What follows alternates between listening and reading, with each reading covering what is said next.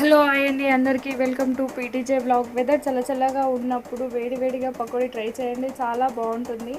4 పెద్ద ఆనియన్స్ తీసుకోండి, అందులో 2 పచ్చిమిర్చి, 1 టేబుల్ స్పూన్ మిర్చి powder, 1 table spoon salt, 1/2 table spoon పసుపు, 1/2 టేబుల్ స్పూన్ జీలకర్ర, 1 టేబుల్ స్పూన్ ధనియాలు దంచి వేసుకోండి. ఇదంతా మంచిగా మిక్స్ అయ్యేలాగా కొద్దిసేపు కలపండి, అంటే మిక్సింగ్.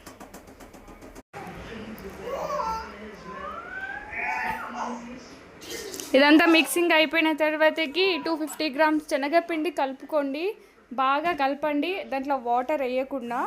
తర్వాతకి కొంచెం వాటర్ వేయండి, కన్సిస్టెన్సీ చూసేదానికి ఇలా ఉంటుంది. బాగా కలుపుకొని వేడి నూనెలో వేసేయడమే.